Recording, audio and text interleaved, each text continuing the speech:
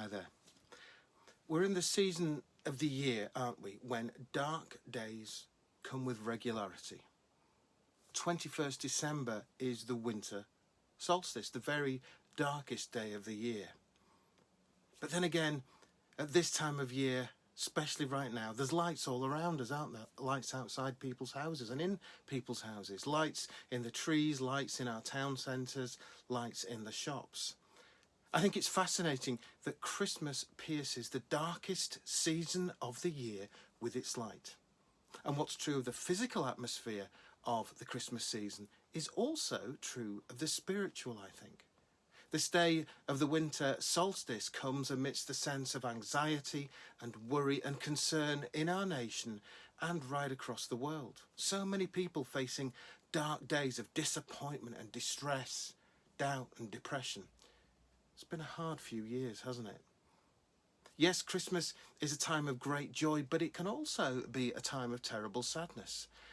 But the Christian faith is in truth a very realistic and in so many senses a down-to-earth faith. I guess we're all familiar with these kinds of images of the nativity, of the stable, a cosy scene suitable for our Christmas cards. The reality was that where Jesus was born would have been cold, dirty and smelly. Not a royal palace for the Son of God, no, a backstreet, ramshackle shed, or even some think, even a cave. Jesus, the light of the world, born to a poor, tired and weary couple who had nowhere to stay. Christmas, you see, is God's solution to a world which can too often seem dark and lonely. God himself steps through, physically into our world, and we hear him in the cries of this tiny babe, Emmanuel, God with us, and the light shines in the darkness. Now, Jesus as a young man referred to himself as the light of the world, lighting the way, pushing back, and ultimately defeating the darkness. That truth has influenced all sorts of music and artwork through the centuries. Here's one example by Holman Hunt. He painted several versions of this painting. One of them famously hangs in St. Paul's Cathedral in London, and it's called simply The Light of the World. It imagines Jesus standing at a door in the darkness, not only holding a lantern, but radiating light himself. Take a look at this picture for a moment.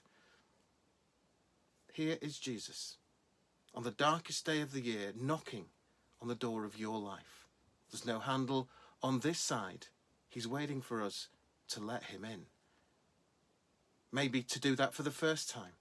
Maybe we've forgotten there's a handle on our side and he's just waiting for us to open that door and to let him in afresh this Christmas. So Christmas, you see, brings good news for anyone who's struggling with dark days during this or any season of the year. The truth is, God doesn't just want to pat us on the back and say, cheer up. God wants to use these dark days to help us learn new attitudes, new choices, new thoughts, new approaches to life.